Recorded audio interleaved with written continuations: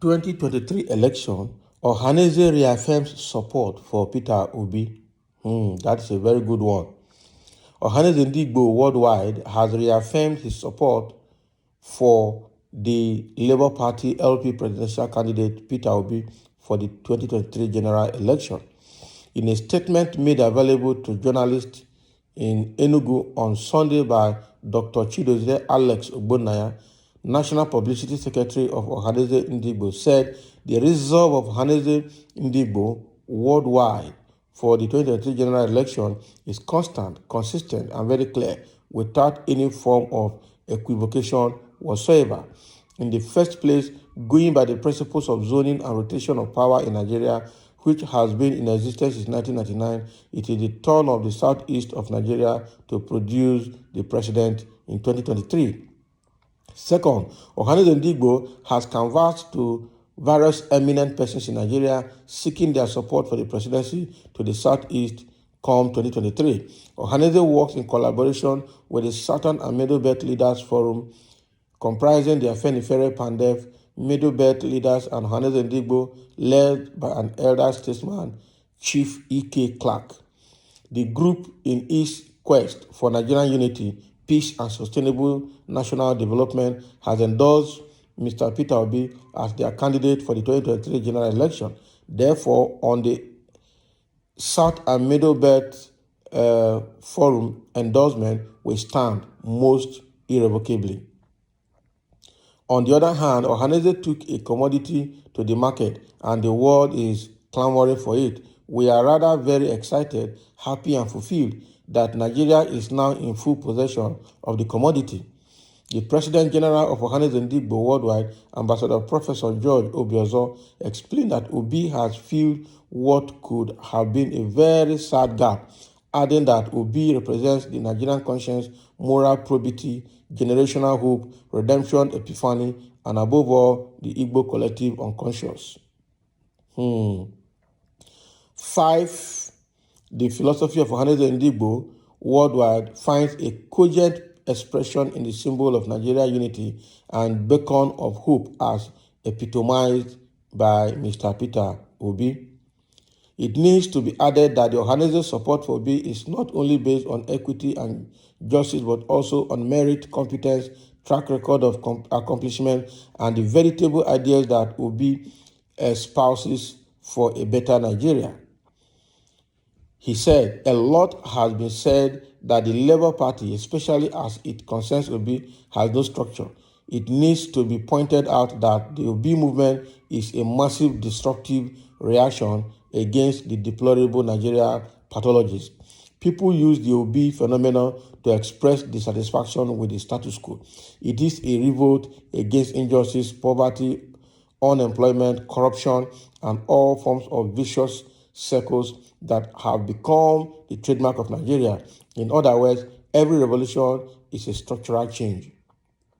What the Obi movement stands for is to dismantle or change whatever structure that has brought us to this intractable tragedy and reprehensible denouement, all right? The structure that has been a knee on the neck of Nigerians. Importantly, ideas rule the world. Ideas, as you know, possess the potency to develop into an ideology, a movement, and finally a structure.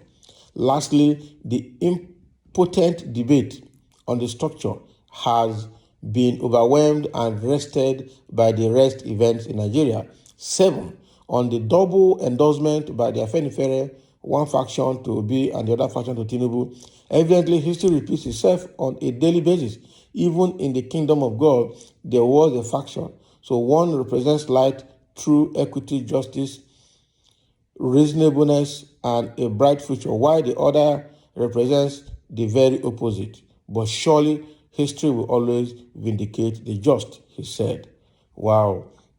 So what we are having here is that Ohanaeze Ndigbo has reiterated their support for Peter Obi, has reaffirmed and reconfirmed their support for Peter Obi, and it is unwavering. And they are saying that Peter Obi represents the conscience of Nigerians at this moment. For Ndigbo, for them, they've been clamoring for a very long time for Presidency to come to the Southeast, but it has not worked. Now they have gotten somebody who has filled that gap, and now he is widely accepted. He called Peter Obi a commodity. That Ndigbo, they are glad to have a commodity that they have brought to the market.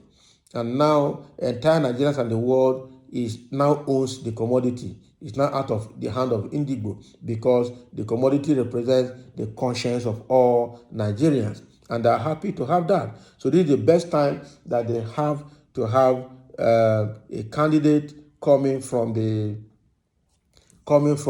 Southeast that the whole world accepted, and they have to support him very well. All right. Now, he said that the Ohanaeze Ndigbo is working in collaboration with the South and Middle Belt Leaders Forum, all right, comprising Afenifere, the PANDEF, all right, Middle Belt leaders, and Ohanaeze Ndigbo, led by Elder Statesman Chief Ike Clark. So what I say here is that Ndigbo did not just endorse Peter Obi alone, all right, even the Middle Belt, the South, the Southern Nigeria, everybody is involved in the endorsement of Peter Obi as president. So it's not a case of Ndigbo alone. So it's not an Igbo thing now. It is about representing Nigeria very well. And they're happy to have Peter Obi there, and their support for Peter Obi is unwavering. All right? They don't want to change anything. Everything they want, that they didn't even choose Peter Obi alone on the ground that he's an Igbo man, but on the ground of his competency, on the ground of his track record, on the ground of his humility, meekness, and personal courage, on everything. He represents epitome of good character of a country.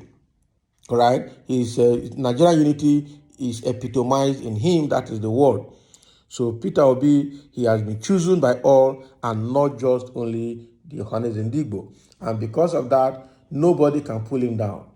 There's obviously nobody that can pull Peter Obi down, irrespective of what some Igbo people like Kent Namani and Soludo are doing against Peter Obi, like the governor of Imo State, Hope Uzodinma, Dave Umahi of Ebonyi State. All of those people are ganging up against Peter Obi because Peter Obi's emergence is distorting their plan, is causing confusion in their camp. They just can't comprehend how the man just decamped to another party and all of a sudden took over the whole Nigeria. They say Peter Obi is not having structure.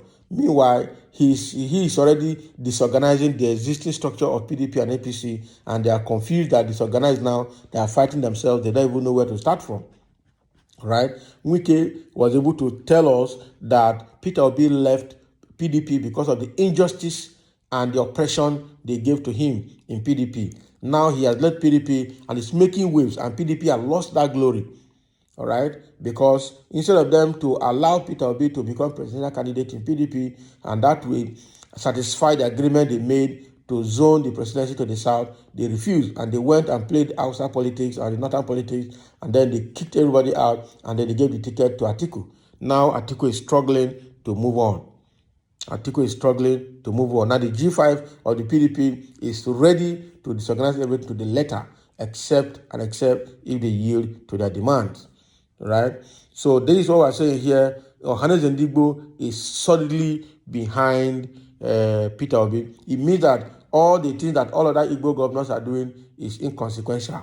This is the Igbo chieftain now speaking.